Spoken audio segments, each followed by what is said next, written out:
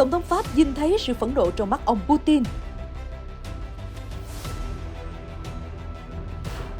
Velikhai tố Ukraine dùng lựu pháo của NATO tấn công ác liệt vào Donetsk. Nga báo cáo tập kích khổng lồ vào đường dây hậu cần của quân Ukraine. Quan chức Liên Hợp Quốc dời cuộc họp xuống hầm trú ẩn khi Kiev bị oanh kích. Nga tố Ukraine tấn công sâu 500 km trong lãnh thổ. Phía Kiev nói gì?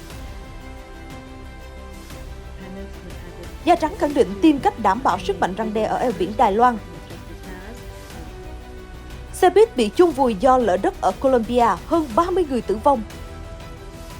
Italy nâng mức cảnh báo khi núi lửa Stromboli phun trào dữ dội. Cổ động viên Hàn Quốc vẫn tự hào về đội tuyển dù thua trận trước Brazil. Tất cả sẽ được cập nhật ngay sau đây.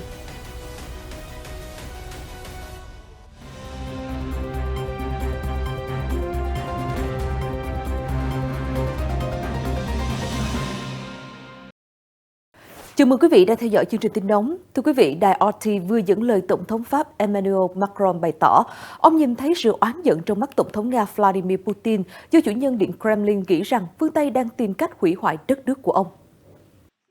Trong cuộc phỏng vấn với đài CBS phát sóng hôm 4 tháng 12, Tổng thống Pháp được hỏi, ông nhìn thấy điều gì trong đôi mắt nhà lãnh đạo Nga Putin?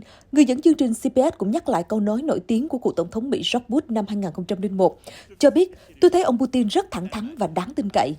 Tổng thống Pháp Macron trả lời, ông nhìn thấy một kiểu oán giận trong mắt ông Putin, bắt nguồn từ việc ông ấy cảm thấy phương Tây, gồm EU và Mỹ, đang cố gắng hủy hoại Nga. Tổng thống Macron nói thêm, đó không phải là quan điểm của chúng tôi, không bao giờ là quan điểm của Pháp. Nhà lãnh đạo Pháp khẳng định, ông vẫn nuôi hy vọng giữ liên lạc và đối thoại với Tổng thống Putin về vấn đề khủng hoảng Ukraine. Tôi vẫn luôn duy trì các cuộc thảo luận thông thường và liên lạc trực tiếp với Tổng thống Putin bởi vì tôi nghĩ đó là cách tốt nhất để giải quyết khủng hoảng. Ông Macron nói. Ông cảnh báo rằng sự cô lập là điều tệ hại nhất. Theo RT, dù Pháp lên án hoạt động quân sự của Moscow ở nước láng giềng và tham gia vào các biện pháp trừng phạt của phương Tây đối với Nga, nhưng Tổng thống Macron hồi tuần trước nhấn mạnh rằng NATO nên chuẩn bị đưa ra những cam kết an ninh cho Moscow vào thời điểm xung đột Ukraine khép lại. Đề xuất của ông Macron đã nhận về phản ứng gay gắt của Kiev. Thưa quý vị, theo đài RT, Velikhai ở Donetsk cáo buộc lực lượng Ukraine đã sử dụng lựu pháo do NATO cung cấp để tấn công vào trung tâm thành phố Donetsk, khiến ít nhất 4 người thiệt mạng và nhiều người khác bị thương. Phía Kiev chưa lên tiếng về vụ việc. RT cho hay chính quyền Cộng hòa Nhân dân Donetsk DPR tự xưng cáo buộc Ukraine vừa tiếp tục pháo kích vào phía bắc thành phố Donetsk, khiến ít nhất 3 tòa nhà bị tàn phá. DPR tự xưng nói thêm, phía Ukraine đã sử dụng hệ thống pháo phản lực bắn loạt Grad, cùng với một số lựu pháo 152 ly và 155 ly do NATO viện trợ. Ngoài ra, Velikhai thân Nga tố lực lượng của Kiev đã pháo kích làng Tekhino thuộc tỉnh Kursk của Nga. Quan chức địa phương cho biết có hơn 20 đường đạn phóng ra từ phía lãnh thổ Ukraine. Tuy nhiên, không có ai bị thương nhờ hệ thống phòng không được kích hoạt kịp thời. Tỉnh trưởng của Kursk, ông Roman Starovot thông báo trên Telegram, hiện Ukraine không nhận trách nhiệm và chưa bình luận về các báo cáo nói trên. Kể từ năm 2014, Donetsk nằm dưới sự kiểm soát của lực lượng ly khai do Nga hậu thuẫn. Velikhai không ngừng cáo buộc Ukraine pháo kích nhắm mục tiêu vào cơ sở hạ tầng dân sự, theo Reuters. Vào cuối tháng 9 năm nay, Moscow tuyên bố Donetsk là một phần của Liên bang Nga sau khi tổ chức các cuộc trưng cầu dân ý ở Donetsk và 3 khu vực khác. Kiev và đồng minh phương Tây tố cáo những cuộc bỏ phiếu này là dàn dựng phi pháp.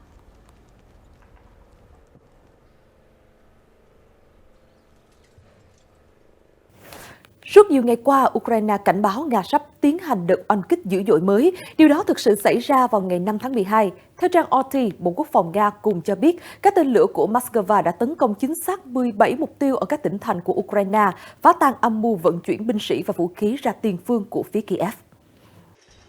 Bộ Quốc phòng ở Moscow cho biết quân Nga đã tấn công nhiều đơn vị hành quân của Ukraine, cũng như nhiều chuyến xe vận chuyển vũ khí do phương Tây cung cấp. Về phía Ukraine, Thủ tướng Denis Shmyhal cho biết các cơ sở năng lượng ở thủ đô Kiev và tỉnh Odessa, Vinnytsia đã bị tàn phá, dẫn tới mất điện. RT cho hay tình trạng mất điện hoàn toàn cũng được báo cáo ở Sumy, trong khi nguồn cung điện bị gián đoạn ở Cherkasy, Kharkiv và nhiều nơi khác. Tỉnh Dnipropetrovsk cũng chứng kiến nhiều mục tiêu bị tấn công. Bên cạnh sự thiếu hụt về nguồn cung cấp điện và nước ở nhiều đô thị lớn, các vụ oanh kích của Nga còn khiến hệ thống đường sắt Ukraine tê liệt. Đường sắt là một mục tiêu tấn công của Nga, theo RT. Bộ Quốc phòng Nga ngày 5 tháng 12 tuyên bố Moscow đã tiến hành đợt oanh kích khổng lồ, sử dụng máy bay ném bom chiến lược để gây gián đoạn cho đường dây hậu cần của quân Ukraine, bao gồm việc vận chuyển vũ khí và đạn dược của phương Tây tới tiền tuyến thông qua mạng lưới đường sắt. Theo RT, Nga bắt đầu oanh kích cơ sở hạ tầng của Ukraine từ đầu tháng 10 sau một vụ tấn công vào cây cầu huyết mạch ở Crimea, bán đảo Nga sáp nhập vào năm 2014. Mới đây, Tổng thống Nga Vladimir Putin đã tự lái xe Mercedes đến thị sát khu vực.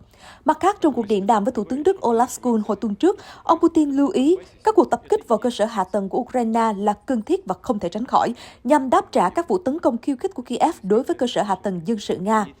Phía Kiev bác bỏ những cáo buộc và kêu gọi người dân giữ vững tinh thần, cùng nhau vượt qua mùa đông khắc nghiệt, đồng thời hối thúc phương Tây viện trợ thêm hệ thống phòng không. Vừa qua, Reuters dẫn lời Tổng thống Ukraine Zelensky khẳng định lực lượng phòng không của Kiev đã bắn hạ hầu hết các tên lửa Nga trong đợt không kích mới nhất vào hôm 5 tháng 12. Giới chức Ukraine cho biết, các đợt tấn công đã phá hủy nhiều nhà ở miền Nam, làm mất điện ở miền Bắc và khiến ít nhất 2 người thiệt mạng. Thưa quý vị, mới đây một quan chức Liên Hợp Quốc đã phải tổ chức cuộc họp dưới hầm trú ẩn ở thủ đô Kiev ngày 5 tháng 12, trong lúc Nga oanh kích dữ dội, Reuters cho hay. Ông Volker, luật sư và nhà ngoại giao người Áo hiện là cao ủy Liên Hợp Quốc về nhân quyền, hôm 5 tháng 12 đã thực hiện ngày công tác thứ hai ở Ukraine. Tuy nhiên, khi bắt đầu một cuộc họp theo lịch trình với các nhà vận động nhân quyền, ông Tusk và mọi người đã phải xuống hầm trú ẩn do còi báo động không kích vang lên khắp Ukraine. Theo Reuters, ông Tusk không giấu được lo ngại khi phát biểu rằng tôi nghĩ mọi người có thể hình dung còi báo động không kích gây ám ảnh như thế nào đối với người dân Ukraine. Nó giống như một thứ bình thường mới và ảnh hưởng nặng nề tới người dân. Điều này cần phải ngừng lại. Ukraine cho biết, trận mưa tên lửa mới nhất của Nga đã tàn phá nhiều ngôi nhà vùng Đông Nam, khiến hệ thống điện nhiều khu vực một lần nữa sụp đổ. Theo Reuters, phía Kiev đã dự báo về đợt oanh kích từ nhiều ngày trước. Cuối cùng nó xảy ra khi đợt cúp điện khẩn cấp ở nhiều tỉnh thành Ukraine sắp kết thúc. Giờ đây, khi cơ sở năng lượng một lần nữa hư hại nặng nề, khắp nơi ở Ukraine phải chống chọi với mùa đông khắc nghiệt. Nga nói rằng các vụ oanh kích là một phần trong chiến dịch quân sự đặc biệt nhằm phi quân sự hóa và phi phát xít hóa Ukraine. Điện Kremlin vào tháng trước hối thúc Kiev đàm phán để giảm đau thương cho người dân. Trước xung đột, đó là những nhà ga, tàu điện ngầm bình thường phục vụ cho mục đích di chuyển của người dân, nhưng khi các trận mưa tên lửa lại trút xuống vào ngày 5 tháng 12 ở những nhà ga ngầm ở Kiev, một lần nữa trở thành nơi trú ẩn cuối cùng của người dân thủ đô. Đàn ông, phụ nữ, trẻ em và cả thú cưng đã khẩn trương xuống nhà ga tàu điện ngầm. Họ không quên đội mũ len và mặc áo khoác dày khi nhiệt độ hiện giờ là âm 5 độ C. Tỉnh trưởng Kiev cho biết các lá chắn phòng không đã hoạt động, đánh chặn nhiều tên lửa Nga. Cô Anna Mulina, 34 tuổi, một quản trị viên ngành công nghệ thông tin ở Kiev cho biết, tôi hy vọng rằng sẽ không có thiệt hại khổng lồ. Đòn tập kích diễn ra khi thời tiết rất lạnh, bây giờ là âm 5, âm 6 độ C, nhưng chúng tôi đã có chăn mền, túi ngủ, bình gas dã ngoại và nhà ga điện ngầm này, chúng tôi sẽ chống cự và vượt qua mọi thứ. Doanh nhân 28 tuổi Volodymyr Korolyov chia sẻ, chúng tôi có thể thấy rằng Nga đang chọn thời điểm kinh khủng nhất để tấn công, thật khó cho người dân Ukraine với mọi thứ đang xảy ra hiện nay. Theo Reuters, Phó Chánh Văn phòng Tổng thống Ukraine cho biết, đợt oanh kích của Nga vào ngày 5 tháng 12 đã khiến 2 cư dân tỉnh miền Nam Zaporizhia thiệt mạng. Moscow giải thích rằng họ nhắm mục tiêu vào cơ sở hạ tầng Ukraine để làm gián đoạn dòng vũ khí Mỹ và đồng minh chuyển đến Kiev. Thưa quý vị, Reuters cho biết Bộ Quốc phòng Nga mới đây cáo buộc Ukraine đã sử dụng máy bay không người lái UAV tấn công vào 2 căn cứ không quân thuộc khu vực Trung Nam nước Nga vào ngày 5 tháng 12, khiến 3 quân nhân Nga thiệt mạng và 4 người khác bị thương. Moscow nói thêm 2 chiến đấu cơ của họ bị thiệt hại do trúng mảnh vỡ UAV. Hình ảnh vệ tinh sau đây sẽ cho thấy rõ hơn mức độ thiệt hại. Hãng Inmarsat International cho biết những hình ảnh vệ tinh này chụp vào thứ Hai, 5 tháng 12, cho thấy 2 máy bay chịu thiệt hại nhẹ ở căn cứ không quân Diaghilevo thuộc tỉnh Ryazan của Nga. RT và Reuters cho hay, Ukraine không trực tiếp nhận trách nhiệm trong vụ việc. Theo Reuters, nếu họ thật sự đứng sau vụ tấn công này, đây sẽ là đợt tập kích sâu nhất trong lãnh thổ Nga mà Kiev tiến hành kể từ ngày 24 tháng 2. Cả 2 sân bay đều cách biên giới với Ukraine hơn 500 km, theo RT.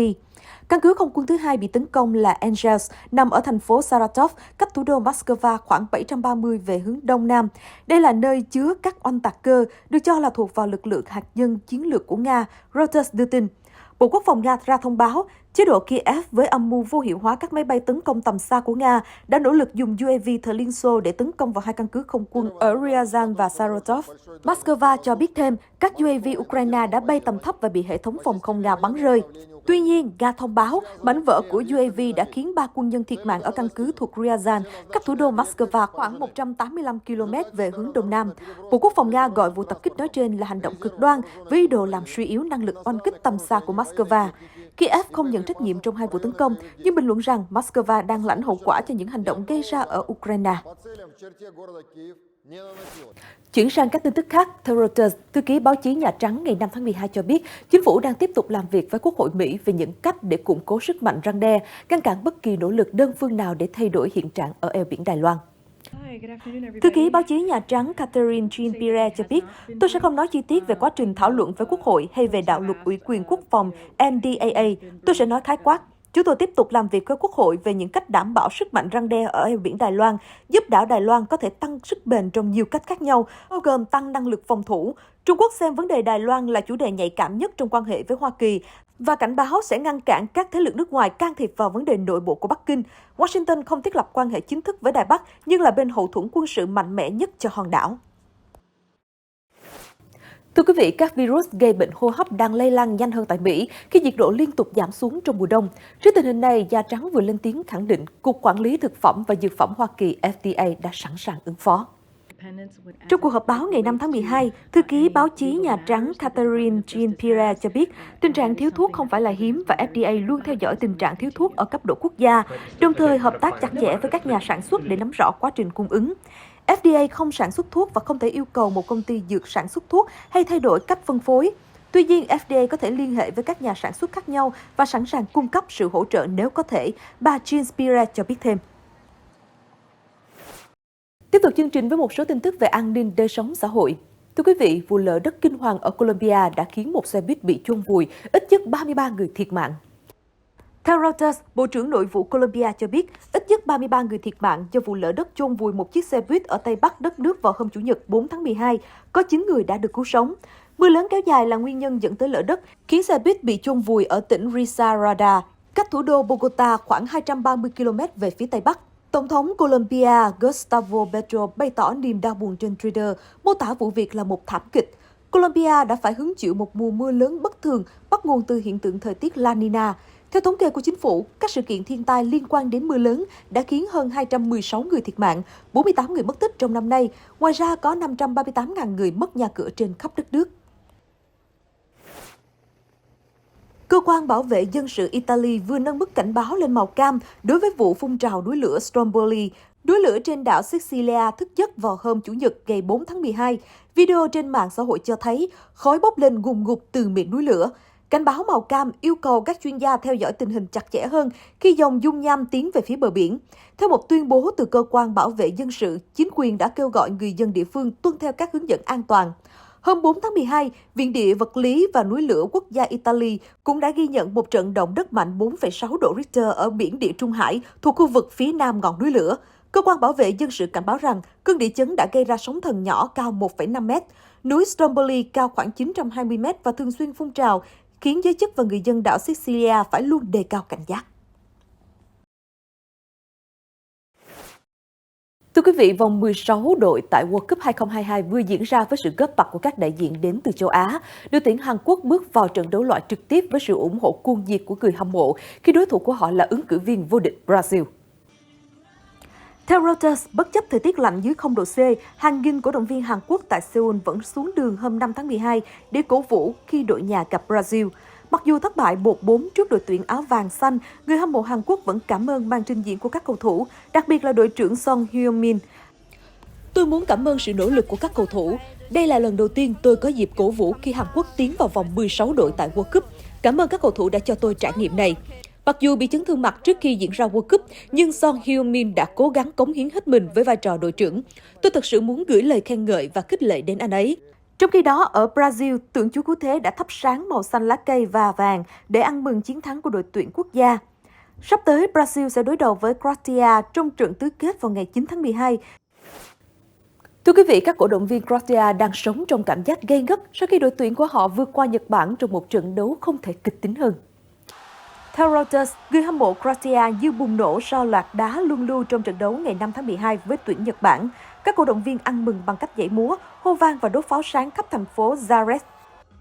Đây là một trận đấu khó khăn khi tốc độ của các cầu thủ Nhật Bản rất nhanh. Loạt sút luân lưu là trò chơi may rủi nhưng chúng tôi đã giành chiến thắng. Chúng tôi sẽ gặp Brazil và hãy chờ xem điều gì sẽ xảy ra. Trận đấu quá căng thẳng nhưng cuối cùng mọi người cũng thở phào nhẹ nhõm.